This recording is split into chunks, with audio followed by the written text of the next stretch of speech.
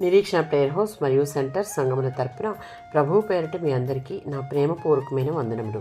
ఈ దినపు దేవుని మాట 86వ సంకీర్తన 5వ చరణం. నీవు దయాళుడవు, క్షమించుటకు సిద్ధమైన మనస్సు గలవాడవు. ఈ కీర్తనలో దావీదు తాను వ్యక్తిగతంగా చేసిన ప్రార్థనను పొందుపరిచాడు. మనం మన ప్రార్థనలకు జవాబులు ఆశించాలి అంటే తగిన ఆధారాలను కూడా ఇక్కడ చూపుతున్నాడు. తనకున్న అవసరతలలో తనకు సహాయం చేసే దేవుడు, తనకు ప్రార్థించే వారి ఎడల జాలి కరుణ కలిగినవాడు అని, తాను చేసిన ప్రార్థనకు సమాధానం పొందుకొనుటకు దేవునితో తనకున్న సన్నిహిత సంబంధం మరియు సమస్తము దేవునికి మాత్రమే సాధ్యము అన్న స్థిరమైన నమ్మకం కలిగి ఉండుట. అంతేకాకుండా తాను చేసిన పాపములను అతిక్రమములను దేవుని దగ్గర ఒప్పుకున్నప్పుడు వాటిని క్షమించుటకు దేవుడు దయాళుడు కనుక ఆయన ఎప్పుడూ సిద్ధమే. ఆయనకు మొరపెట్టే వారందరి పట్ల ఆయన గొప్ప ప్రేమను కనుపరుస్తాడు అని చెప్తున్నాడు. 103వ సంకీర్తన 34వ చరణం. క్షమాపణ ఇతర దీవెనలకు పునాది.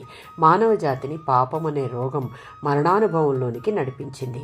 దానికి వ్యతిరేకంగా దేవుడు తన ప్రజలకిచ్చిన దీవెనల జాబితాను కీర్తనాకారుడు ఇక్కడ ఇస్తున్నాడు. మన పాపముల నుండి క్షమాపణను, మన రోగాలకు స్వస్థతను, నిత్య జీవాన్ని ఇచ్చాడు. దేవుని నుండి క్షమాపణ అనే వరాన్ని పొందడం మొదటిది, అన్నిటికంటే ముఖ్యమైనది. దాని ద్వారా మనం దేవుని కొరకు పునరుద్ధరణ పొంది నాశనం నుండి విమోచనం పొందుతాం.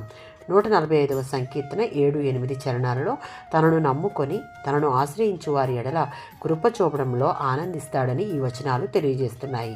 మన దుర్నీతిని, దుర్గతిని చూసినప్పుడు అది ఆయన హృదయాన్ని దయతో కదిలించి వేస్తుంది. మనం చేసిన అపరాధాలకు కోపం చూపడంలో ఆయన ఆలస్యం చేస్తాడు. క్షమాపణ వేడుకున్నప్పుడు త్వరగా దయ చూపుతాడు. ఎందుకు అంటే ఆయన దయాళుడు. ఆమేన్.